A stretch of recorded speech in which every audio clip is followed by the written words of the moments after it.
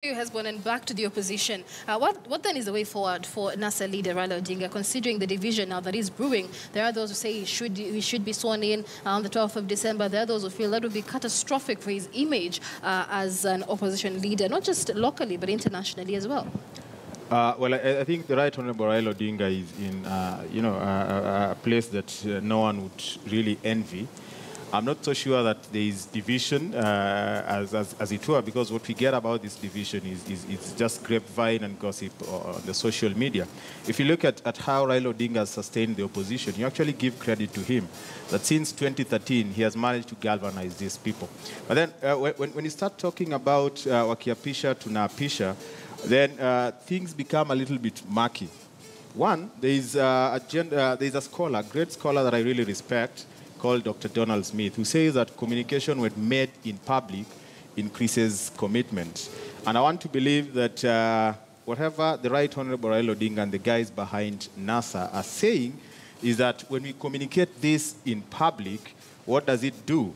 It actually gives the other side of the political divide the impression that we are committed, to having ourselves represent the aspirations of the many Kenyans who are very happy when he says, wakiapisha tunaapisha. So from a communication point of view, this is a team that is actually pushing itself to a very high pedestal to push for a negotiation, so much so that when they are now negotiating, the level of ceding ground, even if it is substantive from where they are, they will still land at a substantive point of negotiation.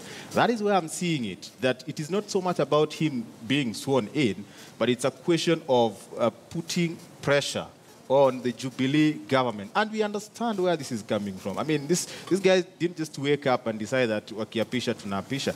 I'm convinced and persuaded to a large extent that there's some thought process, there's some strategic thinking behind this. They've looked at the law, they understand what the law says, and they have a case, And if President Uhuru Kenyatta is committed to his inclusivity and reaching out, I think even them, they're making it a lot more difficult for him to just reach out at a superficial level, that he has to actually reach out.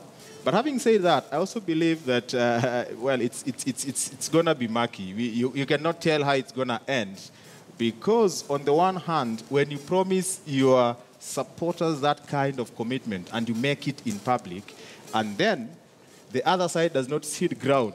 You are in between this side that is supposed to cede ground and whatever your supporters are defending. There was a similar, swearing